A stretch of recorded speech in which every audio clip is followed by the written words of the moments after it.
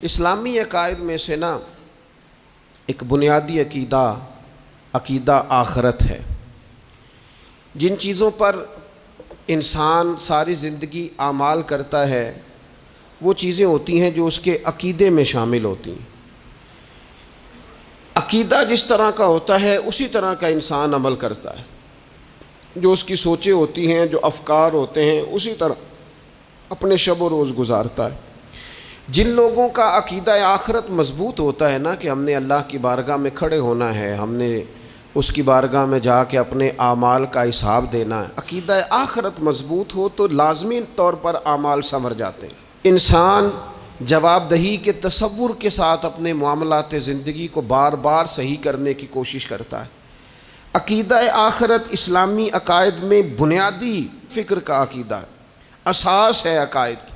اگر کسی شخص کا یہ خیال ہو جائے کہ میں بس یہی زندگی ہے، کھا لو پی لو موج کرو، تو ظاہر ہے وہ فنا کا نام جب رکھ لے گا زندگی کو اور وہ دوبارہ اٹھنے کا قائل ہی نہیں ہوگا تو وہ تو کسی قانون کا پابند ہی نہیں رہے گا، وہ تو کسی چیز کی پابندی نہیں کرے گا، کسی چیز سے پرہیز نہیں کرے گا، من چاہی زندگی گزارے گا۔ عقیدہ آخرت، اللہ کی بارگاہ میں کھڑا ہونے کا تصور، یہ انسان کو سوار دیتا ہے۔ یہ ایک ایسا مراقبہ ہے جو تزکیہ نفس کر دیتا ہے، انسان کا باطن سنور جاتا ہے، اخلاقیات میں تبدیلی آتی ہے۔ پھر کوئی کیمرہ بھی نہ لگا ہو نا، کوئی بھی نہ دیکھ رہا ہو تو بندہ پھر بھی نیک ہو جاتا ہے، چونکہ اس کا خیال ہوتا ہے میرا رب مجھے دیکھ رہا ہے، صبح قیامت میں اپنے رب کی بارگاہ میں کھڑا کیا جاؤں گا۔ تو عقیدہ آخرت کی مضبوطی، اس تصور کا مضبوط ہونا امت مسلمہ کے لیے نہایت ہی ضروری ہے۔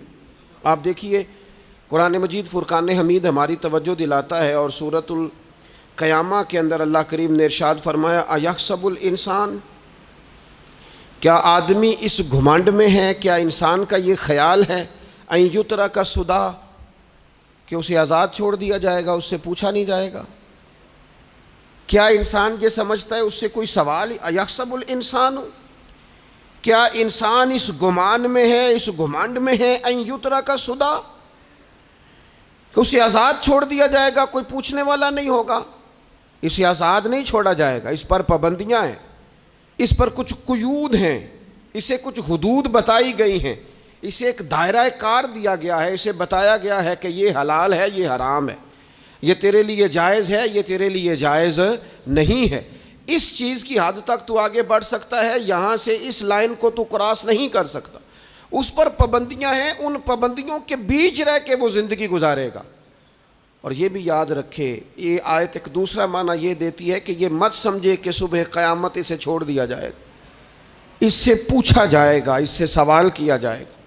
اللہ کی بارگاہ میں جب یہ کھڑا ہوگا تو اسے اپنے اعمال کا حساب دینا ہو۔ لازمی طور پر ایک عدالت صبح قیامت لگے گی، جس عدالت میں مجرم پیش ہوں گے، انہیں اپنے جرموں کا حساب دینا ہے، ظالموں کو کھڑا کیا جائے گا، ان سے ان کے ظلم کے بارے میں باز پرس ہوگا۔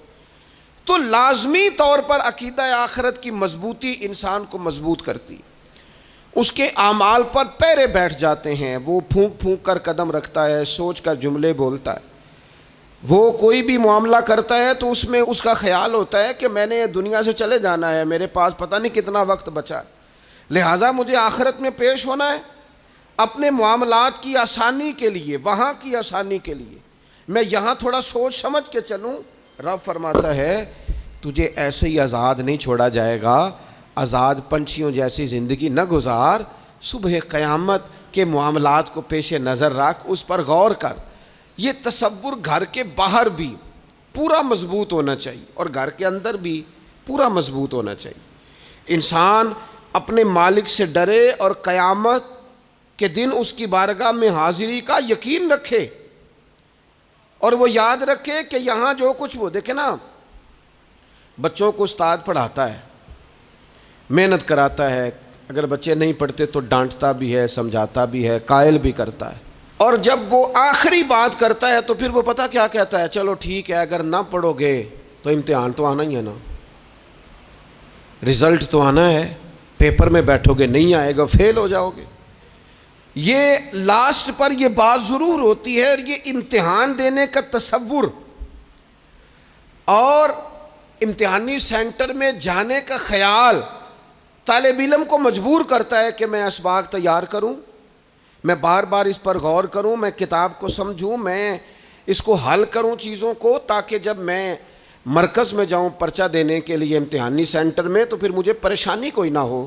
بس سمجھانے کے لیے بات عرض ہے کہ یہاں لوگوں کو بتایا جاتا ہے، قائل کیا جاتا ہے یہ حلال ہے، یہ حرام ہے، یہ تیرے لیے ٹھیک نہیں ہے، یہ تیری حدود ہیں، یہ تیرے قیود ہیں، یہ تیرا دائرہ کار ہے۔ لیکن اگر پھر بھی کوئی بندہ باز نہ آئے، پھر بھی کوئی شخص باز نہ آئے، تو پھر اس کو کہا جائے گا صبح قیامت اللہ خود حساب لے لے گا، پھر تجھے مالک اپنے سامنے کھڑا کرے گا، ثم لتسألن یومئذ عن النعیم، پھر وہ تجھ سے ایک ایک نعمت کے بارے میں سوال کر لے گا، پھر تجھے جواب دینا ہوگا۔ تو اس تصور کو اپنی زندگی میں لاگو کریں کہ ہم نے مرنا ہے، اللہ کی بارگاہ میں جان، اس تصور کو پوری طور پر طاری کریں اپنے ذہنوں میں۔ یہ جو رسمی سی بات ہے نا پتہ نہیں کب چلے جانا ہے، جو جانے والے ہوتے ہیں ان کی کوئی تیاری بھی ہوتی ہے، جن کو پتہ ہوتا ہے نا وہ رمضان المبارک میں نا کئی دفعہ ایسا ہوتا ہے کہ ٹکٹیں نہیں مل رہی ہوتی ہیں اور عمرے کے ویزے لگ چکے ہوتے ہیں، تو ایجنٹ کہہ دیتے ہیں جانے والوں کو کہ تیاری رکھنا، کسی وقت بھی میرا فون آ جائے گا۔ تو لوگوں نے بیگ باندھ لیے ہوتے ہیں، سامان تیار کر لیا ہوتا ہے، سارے انتظامات کر کے رکھے، کیوں کہ پتہ نہیں کس وقت بلاوا آ جائے گا۔ تو روز کہتا ہے پتہ نہیں اللہ کی جانب سے کس وقت بلاوا آ جائے گا۔ پھر اپنی تیاری بھی تو یار کچھ بتانا، میں بھی بتاؤں آپ بھی بتائیں، پھر ہم اپنے آپ سے یہ بھی تو سوال کریں نا کہ جہاں اچانک جانا پڑے اس کے لیے تیاری ہوتی ہے، ہماری تیاری کیا ہے؟ اگر اچانک جانے پڑے اس کی بارگاہ میں کیا تیاری؟ روز دیکھ رہے ہیں نا کچھ لوگ روڈ پہ چڑھے تھے پہنچ نہیں سکے، ہاسپٹل گئے تھے پہنچ نہیں سکے، کچھ لوگ کسی فیلڈ میں کام کر رہے تھے ڈگری نہیں مل سکی، جا ہی نہیں سکے، وقت آ گیا۔ تو اگر وہ ٹائم آ جاتا ہے اس کی بارگاہ میں حاضر ہونا پڑ جاتا ہے، تیاری کیا ہے؟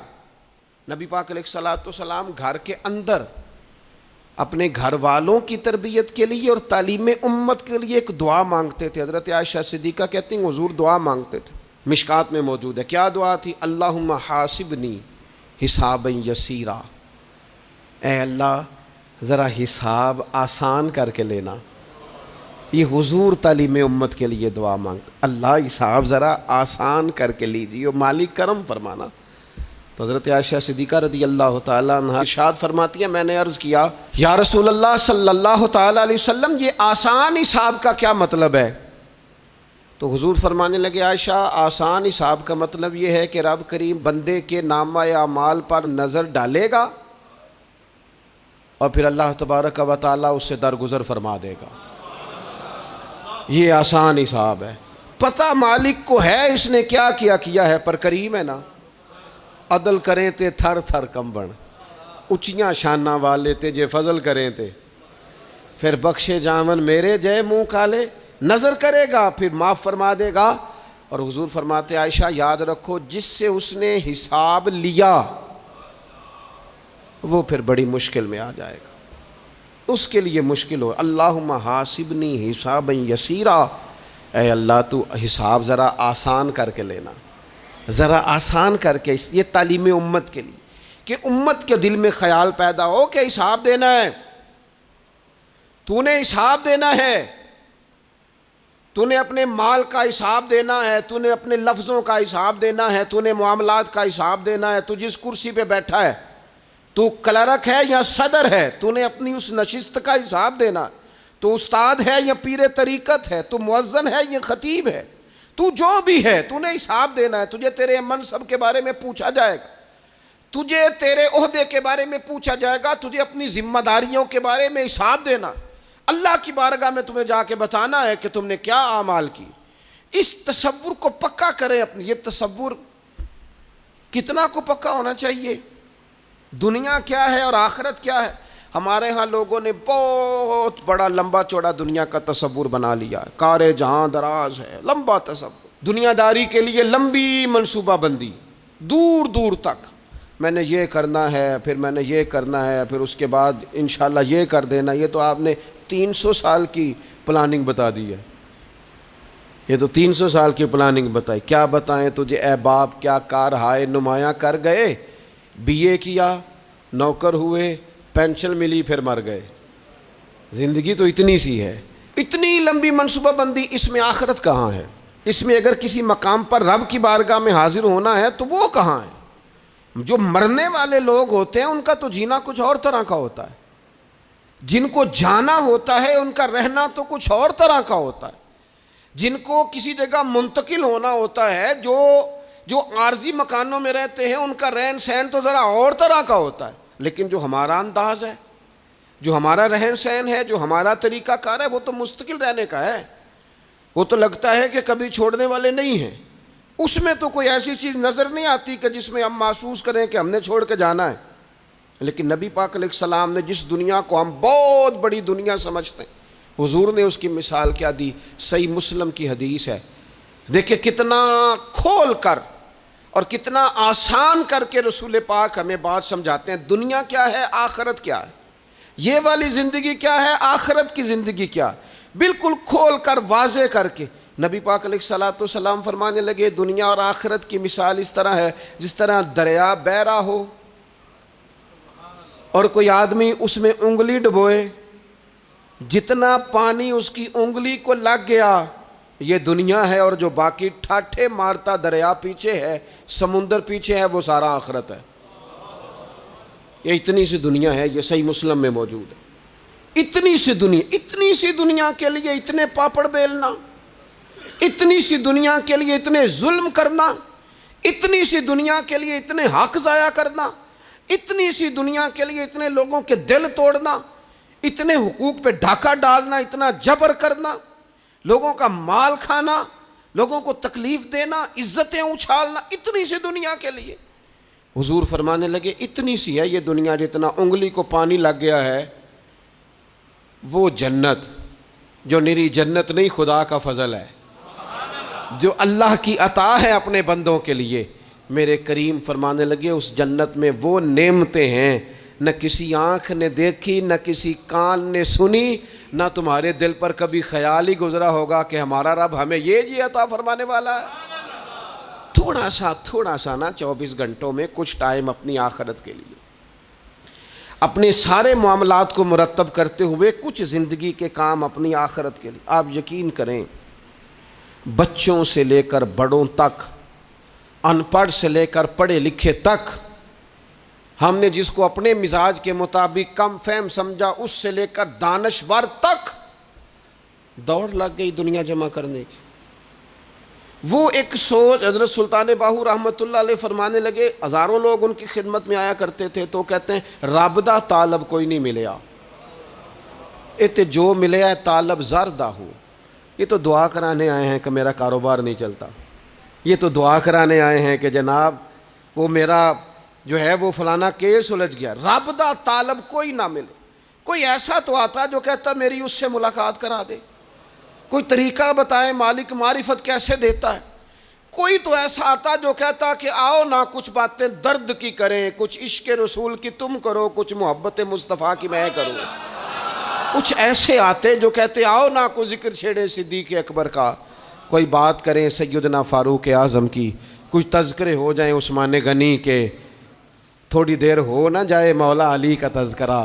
کچھ لوگ ہوتے نا ایسے جو اس طرح کے ہوتے, لیکن وہ ہر وقت دنیا داری, ہر وقت. اچھا کہیں اکتاتے بھی ہیں نا, تھک گئے کاروبار کر کر کے, کہیں اکتاتے بھی ہیں تو کرتے کیا ہیں, سیر کرنے چلے جاتے ہیں. میں جی بور ہو گیا ہوں کام کرتے کرتے, چلو میں اب ٹھنڈے علاقے میں چلتا ہوں. کبھی تو ایسا ہونا تو کہے میں نے بچوں کو بھی وقت دیا ہے, دوستوں کو بھی دیا ہے, یاروں کو بھی دیا ہے, صحت کو بھی دیا ہے, میں نے ٹائم اپنے شوق کو بھی دیا ہے, اب میں کسی کو ٹائم نہیں دوں گا, یہ چند گھنٹے میں صرف رب رسول کی بارگاہ میں حاضری دوں گا. تو ذرا جم کے قرآن پاک پڑھے, تو ذرا ذوق سے درود پاک پڑھے, تو ذرا شوق سے میرے محبوب کی نعت سنے, تو سارا زمانہ بھول جائے اور تو رج رج کے دعا مانگے اپنے رب کی بارگاہ میں, اپنی پریشانیاں عرض کرے, اپنے اندر کی کیفیت بیان کرے. دل جو سخت ہو گیا ہے, ذہن جو سخت ہو گیا ہے, جو طبیعت میں وہ نورانیت نہیں آ رہی, اس کی تو بات کرے. تو اپنے رب کی بارگاہ میں معافی کا سوال کرے، تو اس سے قیامت کے دن درگزر کرنے کے لیے عرض کرے، کچھ تو ایسا ٹائم نکلے۔ لیکن دوستو، ہم تو بالکل الجھتے ہی جا رہے ہیں۔ وہ معاملات زندگی ہیں کہ ختم ہی نہیں ہو رہے، شوق ہیں کہ ختم ہی نہیں ہو رہے، باتیں ہیں کہ بڑھتی چلی جا رہی ہیں۔ دور گزر گیا جب لوگ کہتے تھے کہ کوئی درود پاک بتائیں جس سے سرکار راضی ہو۔ ایک کی مسئلہ ہے، کام نہیں چلتا۔ ایک صاحب آئے، کام نہیں چلتا۔ میں نے کہا سورہ واقعہ پڑھا کریں۔ کہتے ہیں حضرت میں بڑی دیر سے پڑھ رہا ہوں۔ میں نے کہا چلیں کچھ صدقات دے کے دیکھ لیں۔ کہنے لگے بڑی دیر سے دے رہا ہوں۔ میں نے انہیں ایک اور وظیفہ بتایا، کہنے لگے یہ بھی مجھے کسی نے بتایا تھا، بڑی دیر سے کر رہا ہوں۔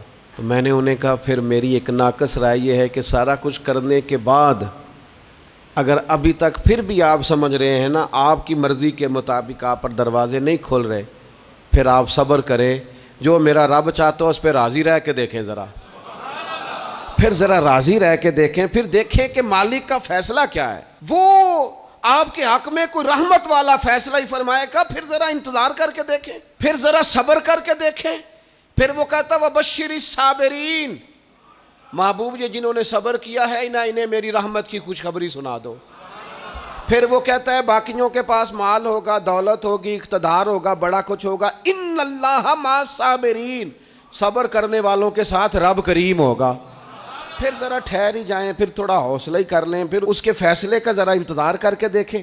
ہم نہ من چاہیے زندگی کے پیچھے پریشان ہیں اپنی آخرت کے، اور آخرت کرتی کیا ہے؟ جب آپ کا آخرت پر یقین پکا ہو جاتا ہے نا، پھر لازمی طور پر انسان کے اعمال سنورتے ہیں۔ آپ یقین کریں سنورتے ہیں، 100% سنورتے ہیں۔ آپ آخرت پر جتنا یقین، حضرت عمر کا آخرت پر یقین پکا تھا نا، دنیا میں مکان ہی کوئی نہیں بنایا، پکا تھا۔ سیدنا مولا علی شیر خدا امیر المومنین بھی ہو گئے تو طامت پھر بھی پھٹی ہوئی تھی، پکا یقین تھا نا کہ اللہ نے ہمارے لیے آگے بڑی نعمتیں تیار کی ہوئی ہیں۔ حضور نے آ کے فرمایا تھا نا کہ عمر میں تیرا گھر دیکھ آیا ہوں جنت میں، یقین پکا تھا نا بڑا کچھ ملنے والا ہے۔ تو جن لوگوں کا پکا ہونا کہ میرا دیس میں گھر ہے، وہ پردیس میں بلڈنگیں نہیں بنایا کرتے، ان کو پتہ تھا کہ ہمارے دیس میں گھر بنے ہوئے ہیں، لہٰذا یہاں وہ کسی پریشانی کا شکار۔ اور دوسرا، جب بندے کا آخرت پر یقین پکا ہو جاتا ہے نا، ایک بات آپ نے ضرور ذہن میں رکھنی ہے۔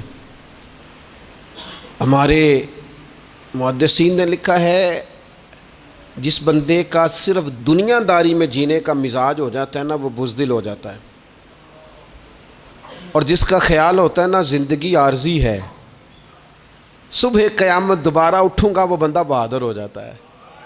جس کا خیال ہے نا یہی کچھ ہے، کھا لو پی لو بس، یہ زندگی ختم ہو گئی تو ختم ہو گئی، مر گئے تو مر گئے، ختم ہو گئے، فنا ہو گئے، ان لوگوں کا مزاج بزدلانہ ہو جاتا ہے، جرت مند نہیں رہتے۔ اور جن کا یہ خیال ہوتا ہے نا مرنے کے بعد بھی اٹھنا ہے، ایک نئی زندگی اللہ عطا کرے گا، وہ لوگ پھر موت سے گھبراتے نہیں، انہیں مرنے سے ڈر نہیں لگتا۔ پھر موت کا لفظ کوئی بندہ سنا کہ انہیں بلیک میل نہیں کر سکتا، وہ بندے طاقتور ہو جاتے ہیں، باہمت ہو جاتے ہیں۔ حضرت جابر بن عبداللہ فرماتے ہیں، بخاری میں حدیث ہے، فرماتے ہیں ایک احد والے دن ایک صحابی کھجور کھا رہے تھے، تو کھجور کھاتے کھاتے انہوں نے نبی پاک صلی اللہ تعالیٰ علیہ وسلم کی خدمت میں عرض کی، حضور اگر میں آج شہید ہو جاؤں تو کہاں جاؤں گا؟ تو محبوب فرمانے لگے میرا رب اپنے فضل سے تجھے جنت عطا کرے گا۔ حضرت جابر بن عبداللہ رضی اللہ تعالیٰ عنہ فرماتے ہیں اس بندے نے کیا کیا، اس نے نا کھجور جتنی کھا لی تھی کھا لی، باقی نکال دی منہ سے، تلوار لی، میدان میں گئے، شہید ہو گئے۔ سبق ہمیں کیا دیا؟ کہنے لگے جب مرتے ہی اللہ تعالیٰ جنت عطا کرے گا، پھر کھجور کھاتے کھاتے رہنے والی دیر بھی کیوں کرنی ہے؟ پھر چھوڑو، جنت میں جا کے اللہ کے دیے ہوئے انعام کھائیں گے۔ کھجور کھانے کی بھی دیر برداشت نہیں کی۔ یہ آخرت کا اجر، آخرت میں رب کی بارگاہ میں کھڑے ہونے کا تصور بندے کو طاقتور کر دیتا۔ وہ بزدل، اقبال کیا کہتے ہیں؟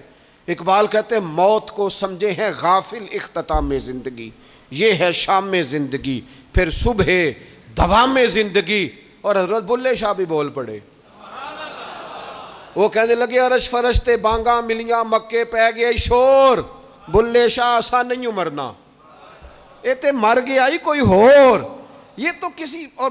پھر ایک اور درویش بولے، وہ کہنے لگے وارث شاہ او کدو مر دے، وارث شاہ او کدو مردے جنہ کیتیاں نیک کمائیاں نے، وہ تو اللہ کی بارگاہ میں انعام پاتے ہیں. ایک پل ہے موت، اس پل سے گزرتے ہیں، پھر رب کا فضل انہیں ملتا ہے.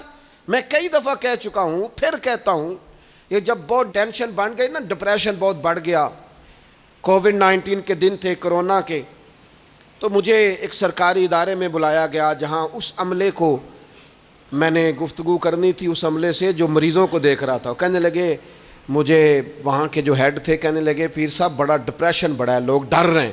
وقتی طور پہ خوف بھی بڑا تھا. تو میں نے ایک صاحب سے وہاں کہا کہ اتنا خوف کس بات کا؟ کہنے لگے جی مجھے تو زیادہ ہجوم آ جائے تو میرا سانس نہیں نکلتا، تو قبر میں تو کھڑکی کوئی نہیں، تو تصور سوچ سوچ کے میں ڈرتا ہوں. تو میں نے کہا ڈاکٹر صاحب، ماں کے پیٹ میں جو رب آکسیجن دیتا ہے وہ قبر میں بھی دے گا. تو انہوں نے آپ کی طرح سبحان اللہ نہیں کی، کیونکہ وہ ڈاکٹر صاحب تھے نا.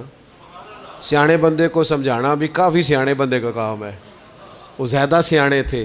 لیکن نا سوتے کو جگانا تو کام ہے، اور اگر جاگتے کو جگانا پڑ جائے تو بہت مشکل کام ہوتا ہے. وہ ڈاکٹر صاحب تھے. وہ کہنے لگے جی حضرت صاحب، وہ تو ماں سانس لیتی ہے تو وہ بچے کو جاتا ہے، وہ آکسیجن ماں کے سانس کی بنیاد پہ ملتی ہے، تو قبر میں وہ کیسے ہوگا؟ میں نے کہا چلیں ٹھیک ہے ڈاکٹر صاحب، آپ کی یہ دلیل بھی مان لیتے ہیں. وہ جو انڈے سے بچہ نکلتا ہے، وہ چاروں جانب کوئی سوراخ ہوتا ہے؟ ڈاکٹر صاحب نے قلم چھوڑ دیا، رکھ دیا. میں نے کہا چلو یہ بھی بتاؤ زندہ ہی نکلتا ہے؟ کہنے لگے بالکل. تو میں نے کہا سونا بھی نکلتا ہے؟ کہنے لگے بڑا ہی پیارا ہوتا ہے. میں نے کہا انشاءاللہ جب ہم قبروں سے نکلیں گے، مصطفیٰ کا صدقہ، یوم نحشر المتقین الی الرحمن وفدا، رب کہتا ہے تم جب نکلو گے نا قبروں سے، متقی مومن جب نکلیں گے تو رب کی بارگاہ میں مہمان بنا کر پیش کیے جائیں گے. اے رب دے پرونے ہون گے قیامت میں، وہ مہمان بنا کر پیش کیے جائیں گے اللہ کی بارگاہ، مہمان بنا کر. دوستو، قبر صرف دوزخ کا گڑھا نہیں ہے، دوزخ کا گڑھا بھی، لیکن اس کے لیے جس نے دنیا میں رہ کے صرف دنیا کٹھی کی، آخرت کے لیے جمع کچھ نہیں کیا، اور جس نے یہاں رہ کے وہاں کے لیے کوشش کی، صبح سے شام تک ڈرا کہیں میرا رب ناراض نہ ہو جائے، کہیں حضور کی بتائی ہوئی حدیں معاذ اللہ مجھ سے کراس نہ ہو جائے. جس نے محتاج زندگی گزاری، اس کی قبر گڑھا نہیں، کھڈا نہیں، بلکہ حضور فرماتے ہیں روضۃ من ریاض الجنہ، اس کی قبر تو باغ ہے، باغ. ایک منٹ کے لیے صرف سوچنا، بندہ فوت اور سیدھا اسے باغ میں چھوڑا ہے کوئی، باغ ہے قبر، باغ. اور باغ بھی معمولی نہیں، معمولی کیاری نہیں، روضۃ من ریاض الجنہ، جنت کے باغوں میں سے باغ. اور باغ اتنا سونا ہے جس میں آنکھ کھلے گی تو پہلی زیارت ہی مدینے والے رسول کی نصیب ہوگی. تو خوف آتا ہے وہاں جاتے ہوئے. پہلے بھی میں نے کہا تھا، پھر کہتا ہوں، وہ مرحوم آسی نے کہا تھا آج پھولے نہ سمائیں گے کفن میں آسی، او قبر کی رات ہے ان سے ملاقات کی رات. آج تو ملاقات. تو یہ جو عقیدہ آخرت ہے یہ انسان کو بزدل نہیں کرتا، بہادر کر دیتا ہے. جو لوگ عقیدہ آخرت نہیں رکھتے بزدل ہو جاتے ہیں، اور لازمی طور پر بزدل ہو جاتے ہیں. اسی طرح یہ جو عقیدہ آخرت ہے یہ صبر و تحمل پیدا کرتا ہے انسانی زندگی میں، ٹھہراؤ پیدا کرتا ہے. انسان محسوس کرتا ہے کہ کل دنیا یہ نہیں، آگے بھی اللہ بڑا کچھ عطا فرمانے والا ہے. اس کے مزاج کے اندر تحمل، بردباری، سکون رہتا ہے. یعنی نہیں بھی اگر کسی مظلوم کو انصاف مل سکا دنیا میں تو وہ پھر بھی بے صبرا نہیں ہوتا، وہ ٹھہراؤ کا شکار ہے. اسے پتہ ہے قیامت کے دن بھی ایک عدالت لگے گی، اللہ کی بارگاہ میں جانا ہے. نبی پاک علیہ الصلوۃ والسلام نے فرمایا اگر سینگوں والی بکری نے بغیر سینگوں والی بکری کو تکلیف دی ہوگی تو قیامت کے دن اسے بھی بدلہ دینا پڑے گا. تو یہ تحمل پیدا کرتا ہے، انسان کو ایک حوصلہ ہوتا ہے کہ ساری عدالتیں یہاں نہیں، قیامت میں بھی لگنی. جب انسان عقیدہ آخرت رکھتا ہے نا تو پھر اس کے لیے نا رب کے رستے میں خیرات کرنا بڑا آسان ہو جاتا ہے. پھر نہ وہ محسوس کرتا ہے کہ میں نے سارا کچھ یہاں کے لیے جمع نہیں کرنا، کچھ میں نے وہاں کے لیے بھی جمع کرنا ہے. وہ پھر اپنی آخرت کے لیے کچھ نہ ایک بینک آخرت کا بھی بنا لیتا ہے، اس میں بھی کچھ نہ کچھ جمع کراتا رہتا ہے. اسے پتہ ہوتا ہے کہ میں نے اللہ کی بارگاہ میں حاضر ہونا ہے، وہاں کی بھی کچھ نہ کچھ تیاری. نبی پاک صلی اللہ تعالیٰ علیہ وسلم نے بکرا بھیجا گھر میں ذبح کرنے کے لیے، تو سرکار تشریف لائے سر شام، تو فرمایا کیا بنا؟ عرض کی یا رسول اللہ صلی اللہ تعالیٰ علیہ وسلم سارا بانٹ دیا ہے، محلے داروں میں، رشتہ داروں میں، غریبوں میں سارا بانٹ دیا، بکرے کی ایک دستی صرف بچی ہے، آپ کے لیے رکھی ہے۔ تو حضور نے توجہ کیا دلائی، محبوب نے کس طرف رخ کیا؟ حضور فرمانے لگے اپنے اہل خانہ سے، ازواج مطہرات سے، کریم فرمانے لگے عائشہ وہ جو تم نے بانٹ دیا ہے نا وہ سارا ہی بچ گیا ہے، وہ سارا ذخیرہ ہو گیا، وہ جمع ہو گیا ہے آخرت کے لیے، وہ ہمارے پاس بچ گیا ہے۔ یہ جو تم سمجھتے ہو نا یہ بچا کے رکھا ہے، یہ تو ہم استعمال کر لیں گے، وہ ہم نے سیو کر لیا ہے، وہ بچ گیا ہے۔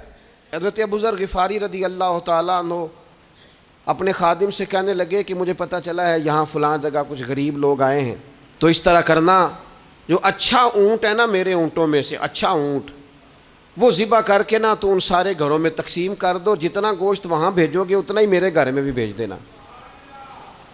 آپ کا وہ خادم کہتا ہے میں نے اپنی سمجھ کے مطابق اچھا اونٹ ذبح کر کے گوشت بنا کے میں نے بانٹا، اور میں نے اس طرح کیا کہ وہ حضرت ابو ذر غفاری کے گھر بھی اتنا ہی گوشت بھیجا جتنا تمام غربا کے ہاں میں نے بانٹا تھا۔ شام کو جناب ابو ذر غفاری اپنے اونٹوں کے باڑے میں آئے جہاں باندھا کرتے تھے اپنی حویلی میں، تو آ کے دیکھا کہ وہ سرخ بہترین اونٹ جو سب سے بہترین تھا وہ تو کھڑا ہے۔ تو آپ اپنے خادم سے کہنے لگے میں نے تمہیں کہا تھا جو سب سے اچھا ہے اس کو ذبح کرنا، تو وہ کہنے لگا حضور وہ باقیوں میں سے سب سے اچھا تھا، اس سے ہی تھوڑا سا کمزور تھا، اور یہ تو آپ کی سواری کے لیے ہے نا، یہ تو آپ کے کام آتا ہے، اس پہ تو آپ سفر کرتے ہیں، اس لیے میں نے اسے چھوڑ دیا، اور اس کے بعد جو سب سے اچھا تھا وہ میں نے ذبح کر دیا۔ تو حضرت ابو ذر غفاری فرمانے لگے تو شاید سمجھا نہیں، میں اسے بھی سواری کے لیے رکھنا چاہتا تھا پر اپنی آخرت کی سواری کے لیے، میرا دل تھا وہ جو آخرت میں سفر کرنا ہے نا، دشوار گزار گھاٹیاں ہیں، ان گھاٹیوں کے لیے وہ اونٹ میرے کام آ جائے گا، لہذا میں نے تجھے کہا تھا جو سب سے بہتر ہو وہ دے دینا تاکہ ذرا میری آخرت کی سواری بن جائے، تاکہ میں ذخیرہ کر لوں۔ بڑا دیا بال بچوں کو، بڑا دیا بہن بھائیوں کو، بڑا دیا دوست احباب کو، بڑے قرضے دیے ادھر ادھر، لیکن ساری زندگی دیے، ایک موقع پر صرف آپ نے کسی کو انکار کیا نہ، ایک موقع پر، تو وہ پچھلے جو 99 دفعہ آپ نے دیا ہوتا ہے وہ اس کا بھی منکر ہو جاتا ہے، وہ کہتا ہے تو نے کدی کام تے کام ہی نہیں آیا، وہ تو نے تو میری امید ہی توڑ دی، وہ سارے شکوے ساری زندگی کہاں خرچ کر دی بلا، کس مقام پر۔ اور یہاں حال یہ ہے کہ حضور فرماتے ہیں جب تو صدقہ دیتا ہے تو رب اسے اپنے دستے قدرت میں لیتا ہے، اور اس طرح تمہارے صدقے کو پالتا ہے جس طرح تم اپنے گھر میں بچھڑا نہیں پالتے، اس طرح صبح قیامت تمہیں وہ نتیجے کے طور پر پلا ہوا صدقہ ملے گا۔ ہم اپنی آخرت کو چونکہ اس لیول پر یقین نہیں لاتے الا ماشاءاللہ، لہٰذا اس کی تیاری کے لیے ذخیرہ نہیں کرتے، اپنی آخرت کی تیاری کے لیے ذخیرہ کریں اور کوشش کریں کہ اور یہ عقیدہ اپنی اولادوں میں، اپنے متعلقین میں، اپنے احباب میں اس کو راسخ کریں، کوئی نہ کوئی بات عقیدہ آخرت کی، قیامت کی ضرور اس کا تذکرہ کریں، ان باتوں کو اپنی زندگی کا حصہ بنائیں۔